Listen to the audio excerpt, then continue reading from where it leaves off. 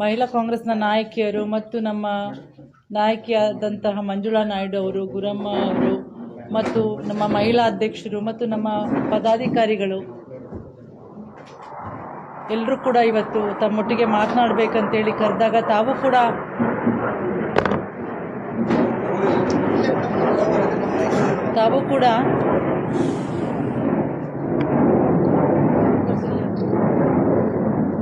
ಬಂದಿದ್ದೀರಾ.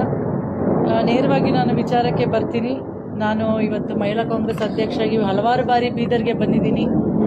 ಒಂದು ಸಲ ಬಂದು ಇಲ್ಲಿ ಪ್ರತಿಭಟನೆಯನ್ನು ಕೂಡ ನಾವು ಮಾಡಿದ್ವಿ. ಅದಾದ ನಂತರ ಇವಾಗ ಚುನಾವಣೆ ಸಮಯ ಇದೆ, ಸಾಕಷ್ಟು ವಿಚಾರಗಳನ್ನು ನಾನು ಮಾತನಾಡಬೇಕಂತಿದ್ರು ಕೂಡ ಈಗ ನನಗೆ ಹೊಸ ಜವಾಬ್ದಾರಿಯನ್ನು ಕೂಡ ನನ್ನ ಪಕ್ಷ ಕೊಟ್ಟಿದೆ. ಏನಂದರೆ ಗ್ಯಾರಂಟಿ ಅನುಷ್ಠಾನ ಸಮಿತಿಯ ಉಪಾಧ್ಯಕ್ಷರಾಗಿ ನನಗೆ ಸ್ಟೇಟ್ ರ್ಯಾಂಕ್ ಅಂದರೆ ಸಂಪುಟ ದರ್ಜೆಯನ್ನು ಕೊಟ್ಟು ಜನರ ಪರವಾಗಿ ಕೆಲಸ ಮಾಡಲಿಕ್ಕೆ ಅವಕಾಶವನ್ನು ಕಲ್ಪಿಸಿಕೊಟ್ಟಿದೆ. ಗ್ಯಾರಂಟಿಗಳ ಸರ್ಕಾರ ಇವತ್ತು ನಮ್ಮ ರಾಜ್ಯದಲ್ಲಿದೆ.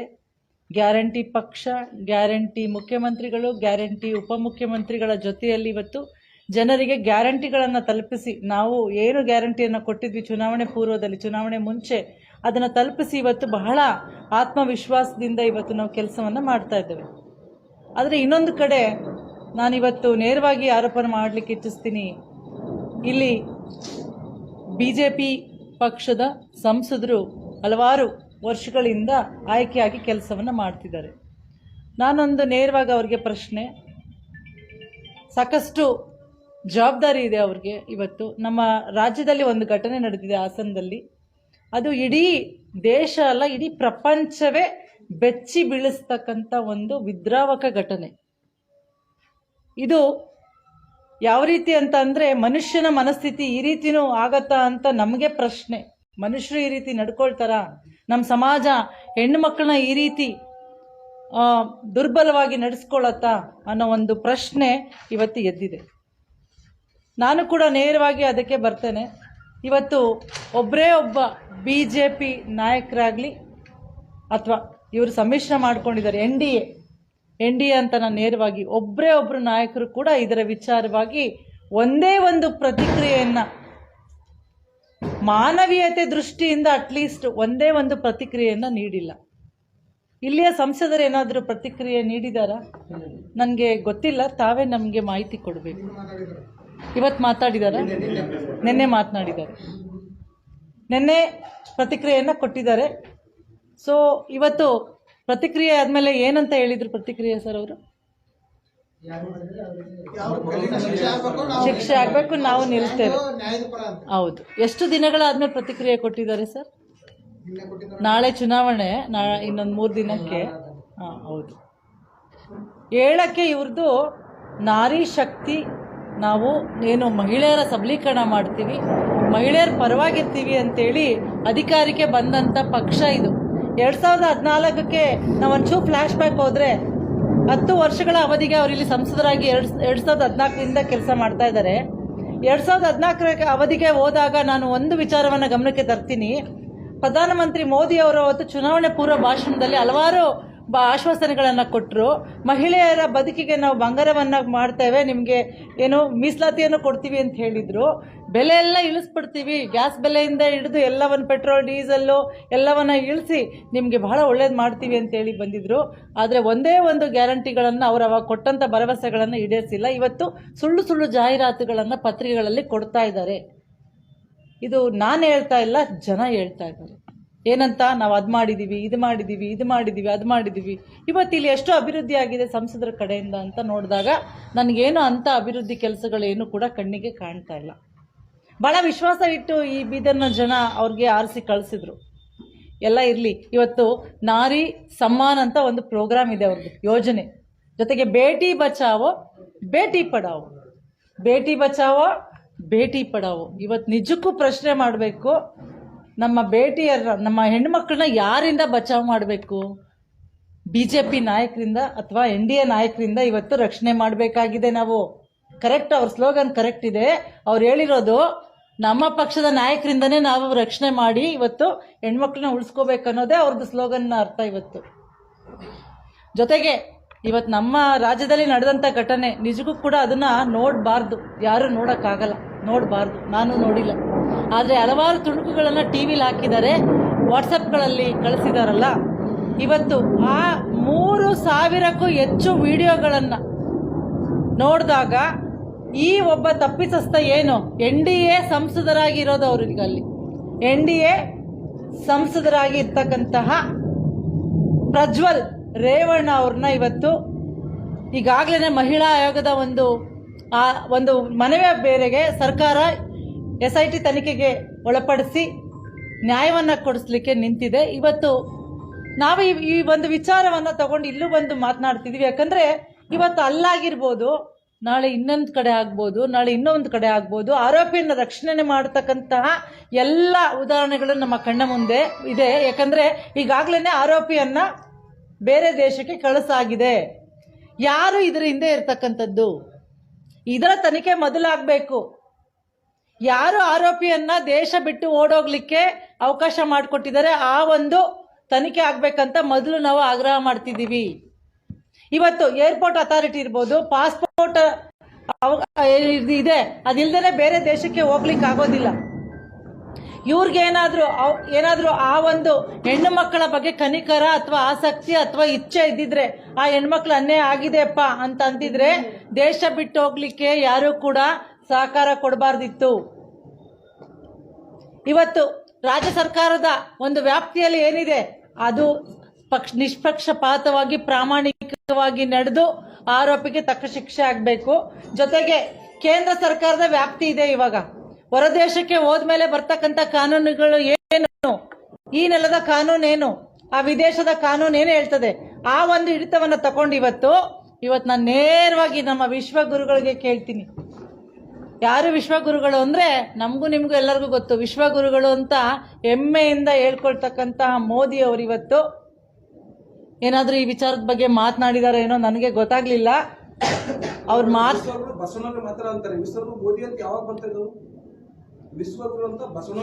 ನಾವು ಅಂದ್ಕೊಂಡಿದೀವಿ ಆ ಥರ.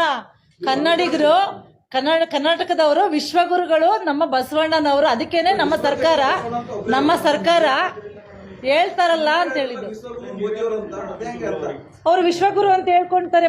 ಬಿಜೆಪಿ ಅವರು ವಿಶ್ವ ನಾಯಕ ಅಂತ ಹೇಳ್ತಾರೆ. ಬಿಜೆಪಿ ಅವರು ವಿಶ್ವಗುರು ಅಂತ ಹೇಳ್ತಾರೆ. ಅವ್ರನ್ನ ವಿಶ್ವಗುರು ಅಂತ ಅವರು ಸೆಲ್ಫ್ ಹೇಳ್ಕೊಂಡಿದ್ದಾರೆ. ಅದು ನಿಜ, ವಿಶ್ವಗುರು ಒಬ್ಬರೇ ಬಸವಣ್ಣ. ಹೌದು, ಆದ್ರೆ ಅವ್ರು ಹೇಳ್ಕೊಳ್ಳೋದು ವಿಶ್ವಗುರು ಮೋದಿ ಅವರಂತೆ. ನಿಮ್ಗೆ ಗೊತ್ತಾ? ನಾವು ಈ ಚರ್ಚೆಗೋಸ್ಕರ ನಿಮ್ಮ ಹತ್ರ ನಾನು ಮತ್ತೆ ಮಾತಾಡ್ತೀನಿ ಸರ್, ದಯವಿಟ್ಟು ನಿಮಗೆ ಮಾತಾಡ್ತೀನಿ. ನನ್ಗೆ ಇವತ್ತು ನ್ಯಾಯ ಸಿಕ್ಬೇಕಾಗಿರೋದು ಬಸವಣ್ಣನ ನಾಡಿನಲ್ಲಿ. ಇವತ್ತು ಕಾರ್ಮಿಕ ದಿನಾಚರಣೆ, ಕಾಯಕವೇ ಕೈಲಾಸ ಅಂತಕ್ಕಂಥ ಒಪ್ಕೊಂಡಿರ್ತಕ್ಕಂಥ ನಾಡು ನಮ್ದು. ಕಾಯಕ ದಾಸೋಹಕ್ಕೆ ಹೆಸರಾಗ್ತಕ್ಕಂಥ ನಾಡು. ಇವತ್ತು ನಾವು ಅವರು ನಮ್ಮ ಸ್ವಾಮಿಗಳಿಗೆ ನಾವು ಕೇಳಿದಾಗ ಭಾರತ ರತ್ನ ಕೊಡ್ಬೇಕಂದಾಗ ಇದೇ ಬಿಜೆಪಿ ಸರ್ಕಾರ ಕೊಡ್ಲಿಲ್ಲ. ಸಿದ್ಧಗಂಗಾ ಸ್ವಾಮಿಗಳಿಗೆ ನಾವು ಭಾರತ ರತ್ನ ಕೊಡ್ಬೇಕಂತೇಳಿ ಬೀದಿಗಿಳಿದು ಹೋರಾಟ ಮಾಡಿದ್ದೀನಿ. ನಾನು ಹೋರಾಟ ಮಾಡಿದ್ದೀನಿ. ಅವ್ರಿಗೆ ಮರಣೋತ್ತರ ಭಾರತ ರತ್ನ ಕೊಡಬೇಕು ಅಂತೇಳಿ ನಮ್ಮ ರಾಜ್ಯ ಸರ್ಕಾರ ಮುಖ್ಯಮಂತ್ರಿಗಳು ಪತ್ರವನ್ನು ಬರೆದಿದ್ರು. ನಮಗೆ ನಮ್ಮ ನೆಲದ ಮಹನೀಯರ ಬಗ್ಗೆ ಅಪಾರವಾದ ಗೌರವವಿದೆ. ಇವತ್ತು ಎಲ್ಲ ಕಚೇರಿಗಳಲ್ಲಿ ಬಸವಣ್ಣನವರ ಫೋಟೋ ಹಾಕಬೇಕು ಅಂತ ಏನಾದ್ರು ತೀರ್ಮಾನ ತಗೊಂಡು ಆದೇಶ ಹೊರಡಿಸಿದ್ರೆ ಅದು ನಮ್ಮ ಕಾಂಗ್ರೆಸ್ ಸರ್ಕಾರ.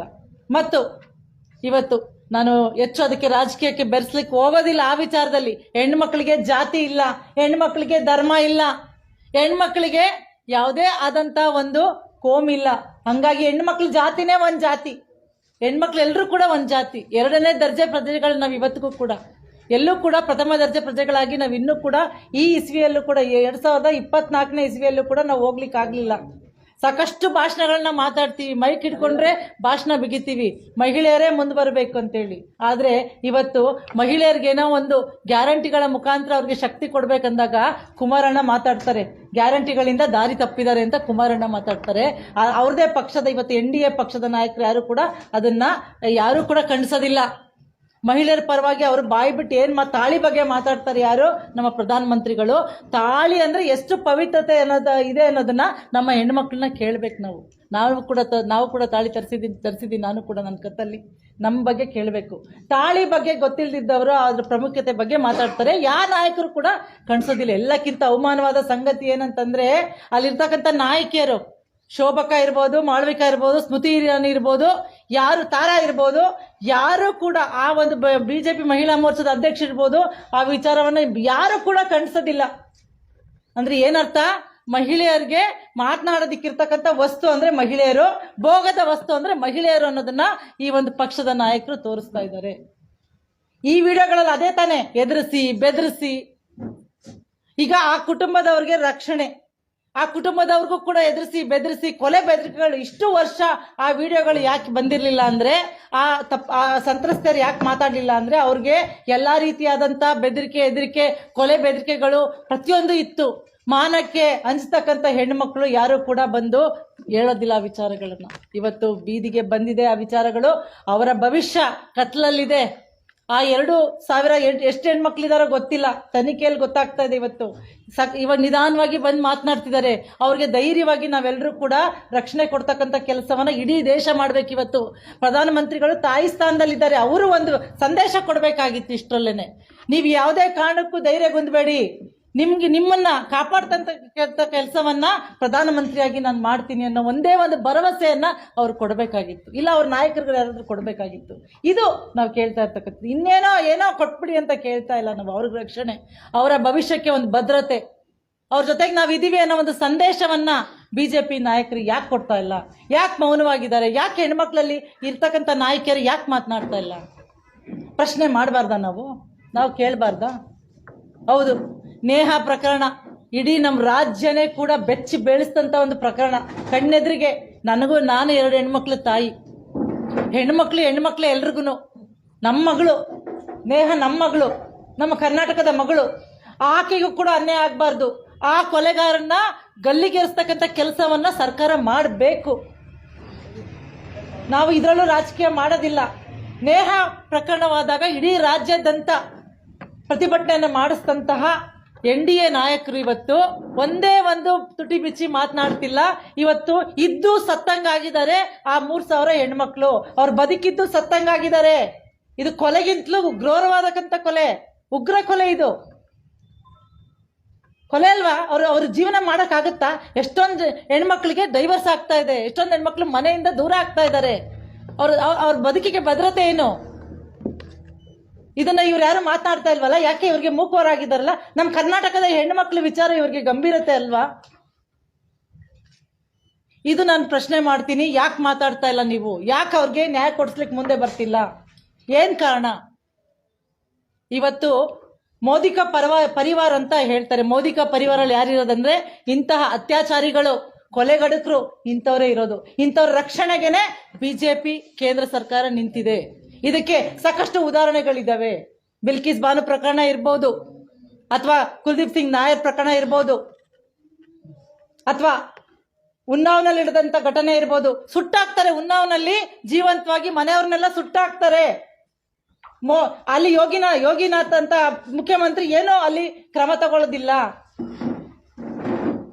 ಬ್ರಿಜ್ಭೂಷಣ್, ಸಾಕ್ಷಿ ಮಲ್ಲಿಕ್, ಇಷ್ಟು ಉದಾಹರಣೆಗಳಿದ್ದಾವೆ. ಇಲ್ಲೂ ಕೂಡ ಅಂತ ಕೆಲಸ ಮಾಡಬೇಡಿ ದಯವಿಟ್ಟು.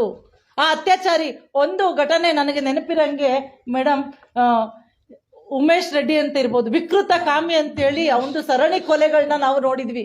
ಅವನಿಗಿಂತಲೂ ಏನಾದರೂ 1,000 ಪಟ್ಟು ಏನಾದರೂ ವಿಕೃತ ಕಾಮಿಯಾಗಿ ಇವತ್ತೇನಾದರೂ ಜೀವಂತವಾಗಿ ಅವರು ಜೀವಂತ ಸತ್ತಂಗ್ ಮಾಡಿರ್ತಕ್ಕಂತಹ ಏನಾದರೂ ವಿಕೃತ ಕಾಮಿ ಇದ್ರೆ ಇವನೇ ಇರ್ಬೋದು ಅಂತ ಅನ್ಸುತ್ತೆ. ಯಾಕಂದ್ರೆ ನಾನು ವಿಡಿಯೋಗಳನ್ನ ನೋಡಿಲ್ಲ. ಯಾಕಂದ್ರೆ ಅದು ತನಿಖೆ ಆಗ್ತಿದೆ. ಅದನ್ನ ಸುಳ್ಳು ಅಂತ ಹೇಳ್ತಾ ಇದ್ದಾರೆ ಇವರು. ಯಾರು?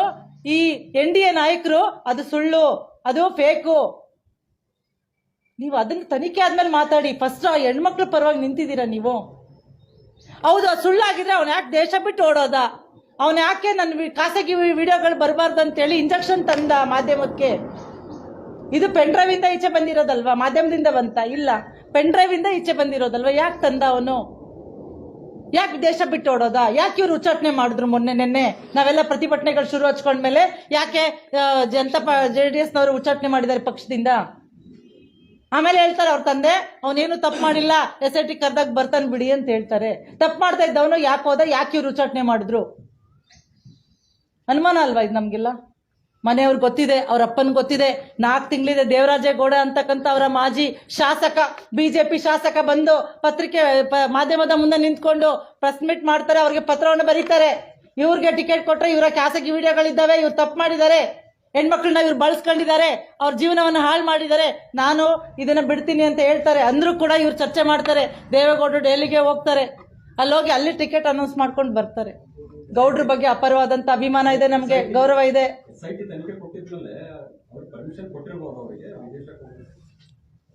ಯಾರು ನೋಡಿ,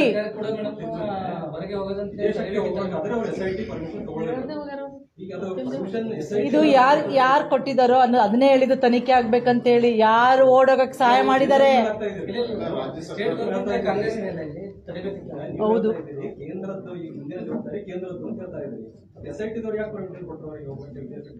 SIT ತನಿಖೆ ಆದ್ಮೇಲೆ ಅದು ತಂಡ ರಚನೆ ಆಗಿದ್ದು ಮೊನ್ನೆ, ಹೌದಾ? ನನಗೆ ಕಾನೂನು ಗೊತ್ತಿಲ್ಲ. ಅದಾಗಿದೆ. ಮುಖ್ಯಮಂತ್ರಿಗಳು ಕೂಡ ಇದಕ್ಕೆ ವಿಶೇಷವಾಗಿ ಮುಖ್ಯಮಂತ್ರಿಗಳು ಕೂಡ ಆಸಕ್ತಿ ವಹಿಸ್ಬೇಕು. ಈ ಕೂಡಲೇ ಬರ್ಬೇಕಂತ ಹೇಳಿ ಅವ್ರನ್ನ ಕರೆಸ್ಬೇಕು.